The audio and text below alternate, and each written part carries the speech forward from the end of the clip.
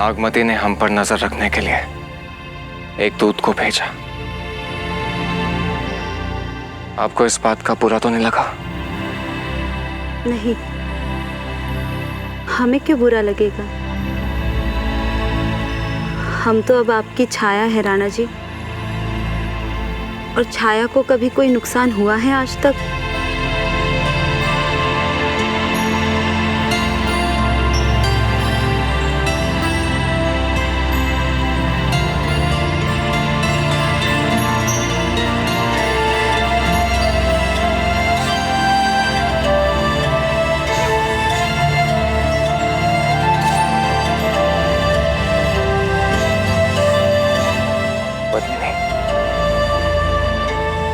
जी करता है चांद की ये चांदनी आज हमारी मुट्ठी में समा जाए और आजीवन हम दोनों ही इसकी शीतलता को यूं ही जी भर कर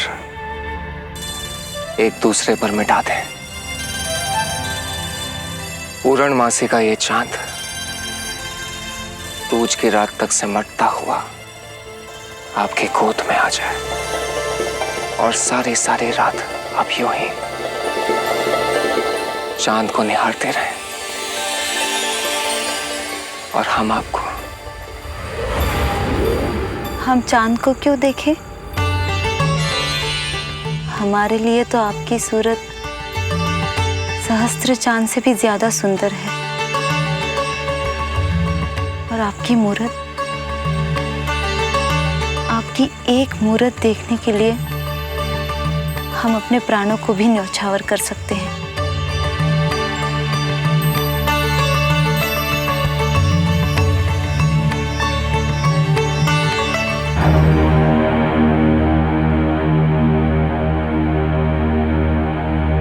खंबा खड़ी रानी बहू। के समाचार लाए हो सज्जन सिंह? राजकुमार रतन सिंह रानी पद्मनी को लेकर 3 प्रहर बाद चित्तौड़ में प्रवेश करेंगे। सज्जन सिंह, थारी हिम्मत कैसी हुई हमारे होते हुए किसी और को रानी कहने की? क्षमा रानी बहू, क्षमा। मैंने तो वही कहने को अपराध किया है जो महाराज से कहा गया। सज्जन सिंह, तुमने तो उसे बहुत पास से देखा होगा। कैसी दिखती है वो? बताओ सज्जन सिंह, वो दिखने में कैसी है?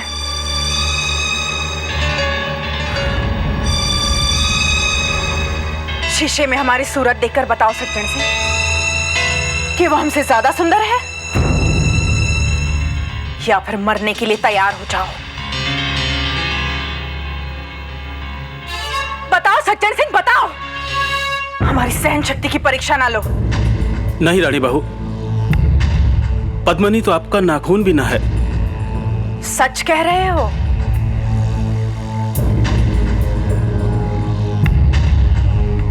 दासी। जी रानी बहू। जाओ, जाकर कहीं से भी चेतन राघव को बुला कर लाओ।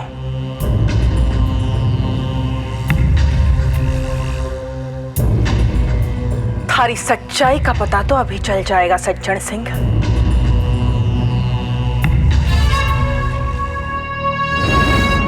क्या पिताजी के वापस आने तक हम चित्र बनाना सीख जाएंगे ना? अवश्य। आप बहुत मेधावी हैं। देखना, कुछ ही दिवस में आप मुझसे भी अच्छी चित्रकारी करेंगे। पर मैं ये दिखाऊंगा किसे? पिताजी तो पता नहीं कब तक आएंगे। बस इधर आपने चित्रकला सीखी, उधर आपके पिताजी वापस आ जाएंगे और वो आपके लिए एक बहुत प्यारा सा उपहार लाएंगे जिस पर पूरे चित्तौड़ को गर्व होगा। उपहार? क्या उपहार लाएंगे? हम अभी क्यों बताएं, आप स्वयं देखिएगा। आपको बताना ही होगा चेतन राघव, ये मारो आदेश है। हम बताएंगे, पर इस तरह नहीं। हम आपको शब्दों में बताएंगे और आपको उन शब्दों पर चित्र बनाना होगा। आप तैयार हैं? हाँ बताओ।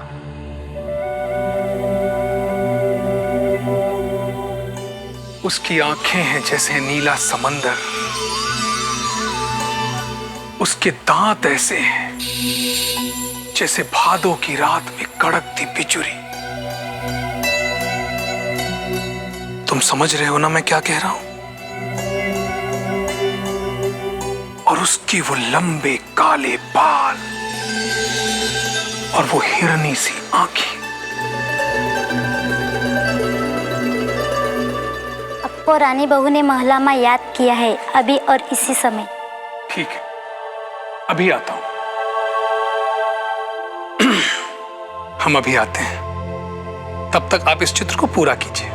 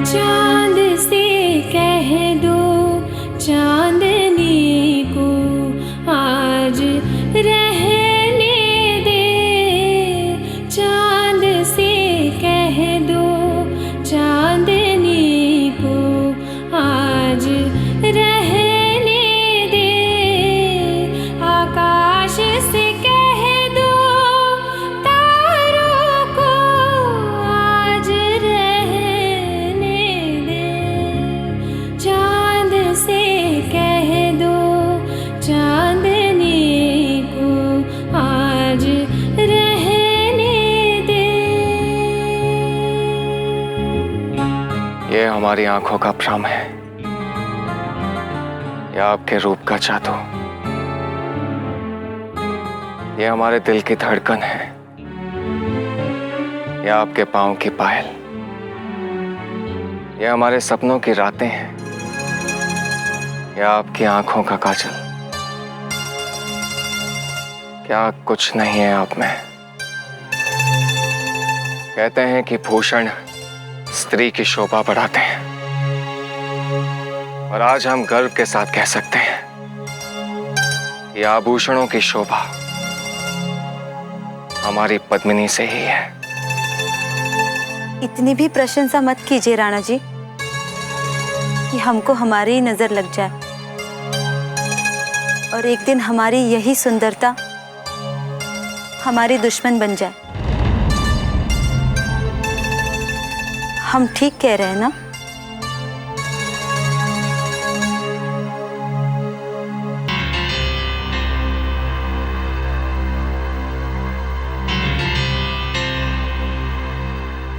क्या बात है पंडित, भारी मुस्कावे है। मुस्कान तो आपके चेहरे पर भी आ जाएगी रानी बहू, जब आप मेरा बनाया चित्र देखेंगी।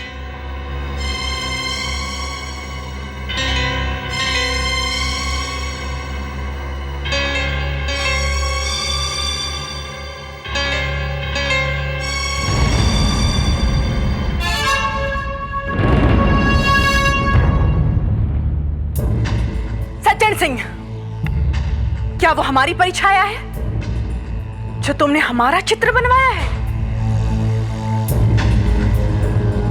थारी हिम्मत कैसे हुई हमसे झूठ बोलने की? इसका दंड तो तुम्हें अवश्य मिलेगा, और अभी मिलेगा। अगर दंड से बचना चाहते हो तो साफ साफ और सही सही बताओ कि तुमने ऐसा क्यों किया। झूठ बोलने का कारण तो रानी बहू का गुस्सा था। मैं बहुत डर गया था। तुम्हें कुछ नहीं हुआ, पर तुम मुझे बताओ कि वो दिखने में कैसी है। बस तुम्हारा काम खत्म। फिर तुम यहां से बिना भय के जा सकते हो। उस सौंदर्य को बखान करने के लिए मेरे पास शब्द नहीं है। हाँ, लेकिन इतना कह सकता हूं, मैंने ऐसा सौंदर्य अपने जीवन में आज तक नहीं देखा। उसका सौंदर्य तो मेरी कल्पना से भी परे है। कौन है बाहर? सैनिकों, इस उद्दंड को लेकर जाओ, और अभी इसी समय इसका सर इसके धड़ से अलग कर दो। क्षमा करे रानी बहू, पर राजदूत वही करता है जो उसे करने के लिए कहा जाता है। मेरी बात मानिए रानी बहू, किसी और पर किया हुआ क्रोध किसी और पर मत निकालिए। ये निराशा का प्रथम लक्षण है। ओह, तो तुम्हारा कहना है कि हमें एक राजदूत को कभी मारना नहीं चाहिए? ठीक है, हम इसे नहीं मारेंगे। सैनिकों, इसे ले जाओ और इसकी दोनों आंखें निकाल दो। उसके बाद इसे पूरे उपचार से रखियो। देखे रखना कि या के प्राण न जाने पाए। जाओ। क्षमा रानी बहू, रानी बहू क्षमा। यह अन्याय है। इस गलती की इतनी बड़ी सजा भी मत दीजिए रानी बहू। क्षमा रानी बहू, रानी बहू क्षमा। ये क्षमा क्यों मांग रहे थे? इन्होंने एक गंभीर अपराध किया है। ये आपने अपने पीछे क्या छिपा रखा है? यशोवर्धन, बताइए आपके हाथों में क्या है? मैं ऐसे नहीं बताऊंगा। पहले आप दोनों अपने नेत्र बंद करो। करो ना।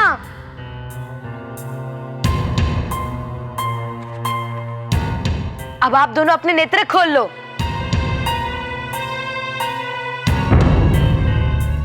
यशोवर्धन, ये किसका चित्र बनाया है आपने?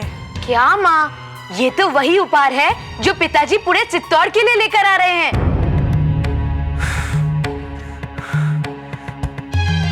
किसके कहने पर आपने ये चित्र बनाया है?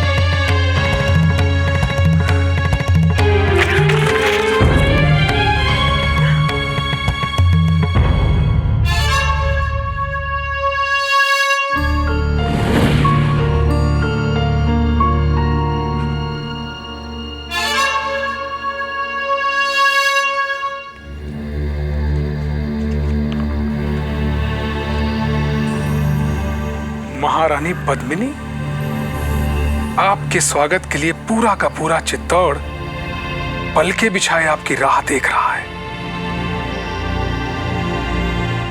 बस 2 प्रहर के बाद हम रण बांकुरों की शान,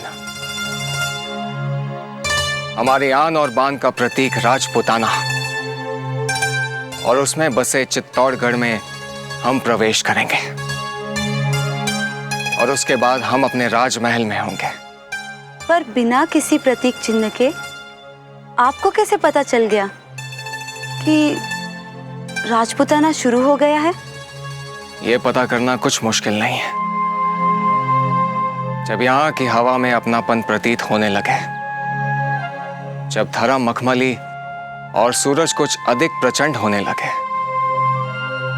जब यहाँ की मिट्टी में अपनी खुशबू आने लगे, जब आंखों में सब कुछ अपना सा जाना पहचाना सा लगने लगे, तब समझ लेना कि हम चित्तौड़ पहुंच गए हैं।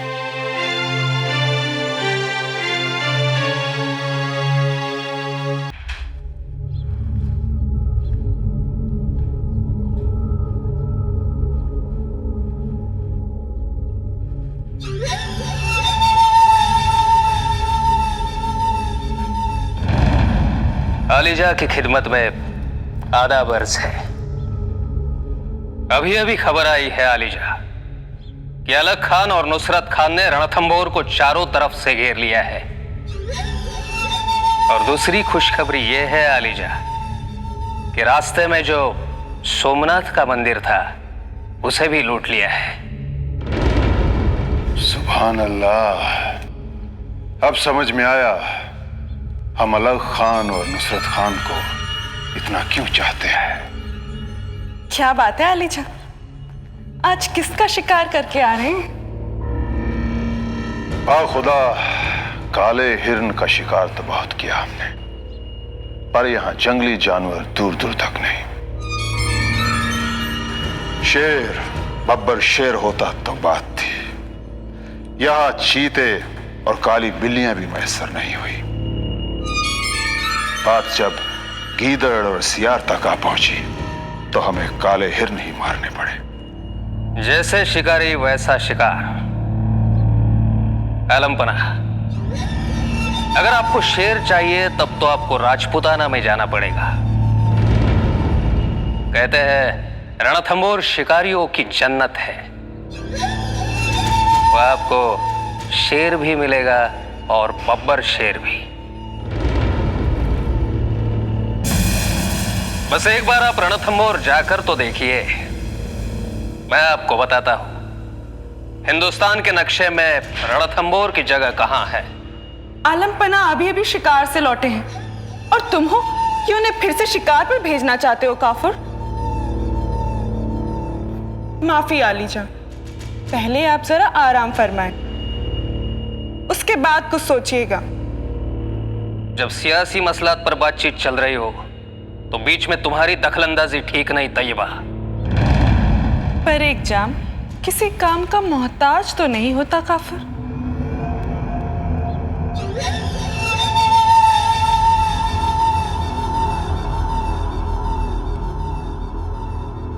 माफ कीजिए, पर बिना तफ्तीश के आप अंदर नहीं जा सकती।